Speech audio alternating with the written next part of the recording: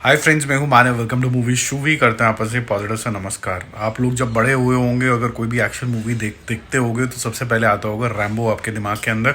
और वो काफ़ी ज़्यादा इंपॉर्टेंट मूवी है मेरे ख्याल से इंटरनेशनली, क्योंकि वो बहुत कुछ अलग तरीके से आपको डिपिक्ट करती है।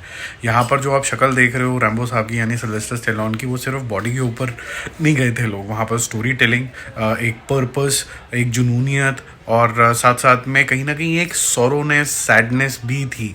और जो एक सोल्जर होता है, जब वो इतना ज़्यादा मार कटाई के ऊपर आ जाता है कि उसके मनोदशा किस तरीके की हो जाती है, वो सब यहाँ पर चेहरे पे दिखना शुरू हो जाता है। तो आपको एक ऐसा हीरो चाहिए जो चेहरे के अंदर आपको determination, action, sorrowness, sadness, struggle within own self, और उसके बाद एक सोल्जर का जज्बा जो कभी भी घर नहीं बैठ सकता है। वो किसी न किसी पर्पस के ऊपर किसी न किसी वॉर का पार्ट बन ही जाएगा। और वो चाहे वॉर देश के लिए हो, चाहे फिर वो कोई ऐसी क्रांति लाने के लिए हो, चाहे वो किसी को रेस्क्यू करने के लिए हो। ये सारी चीज़ें आपने रैम्बो 1, 2, 3, 4, 5 में देखी होंगी।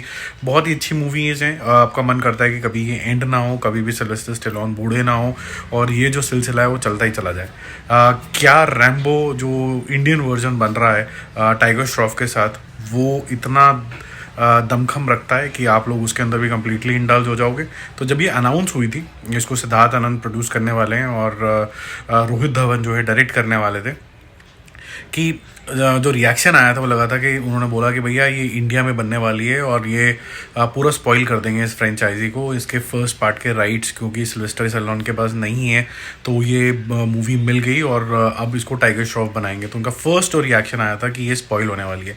तो मुझे ऐसा लगता है कि ऐसा नहीं है कि इंडियन स्पॉइल कर देंगे इसको, और इंडियंस के पास वो जज्बा नहीं है। मेरे ख्याल से हम इमोशन ज़्यादा अच्छे तरीके से डिपिक्ट करते हैं फॉरेन कंट्री से।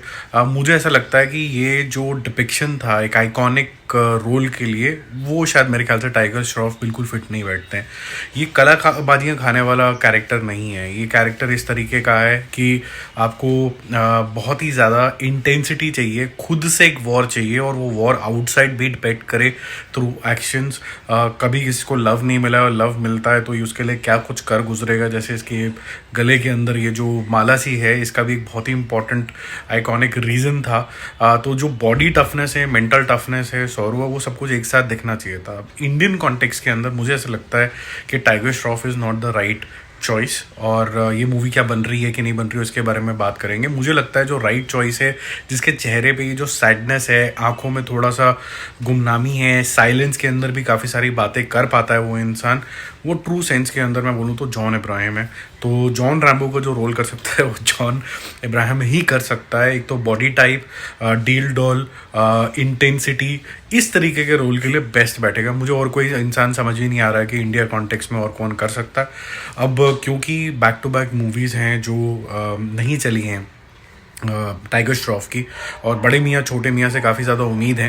तो जियो सिनेमा, जियो स्टूडियोज़ रादर, जो बहुत ही इंपॉर्टेंट प्रोड्यूसर्स हैं या रैम्बो इंडिया वर्जन के, उन्होंने बोला कि भाई जब तक बड़े मियाँ छोटे मियाँ का रिज़ल्ट आउट नहीं हो जाता, उसके अंदर अच्छे खासे पैसे नहीं कमाई हो जाती, तब तक हम रैम्बो के अंदर हाथ नहीं डालेंगे।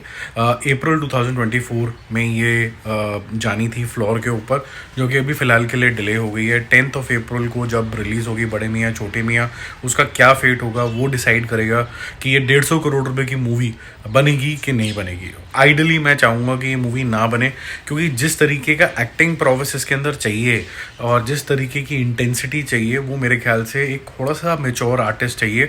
And we don't need a boy here, we need a man here. और टाइगर श्रॉफ की अभी भी जो छवि है वो थोड़ी बॉयिश जोन के अंदर है। मैं समझ सकता हूँ कि जो फर्स्ट पार्ट आया था रैम्बो का, उसके अंदर एक बॉय टर्निंग अ मैन की कहानी थी सिल्वेस्टर स्टेलोन की, तो शायद ये चॉइस होगी। पर मैं फिर भी मेरे ख्याल से जॉन इब्राहिम को ही देखना चाहूँगा। आपकी क्या चॉइस है, कमेंट करके ज़रूर बताना। Bye bye.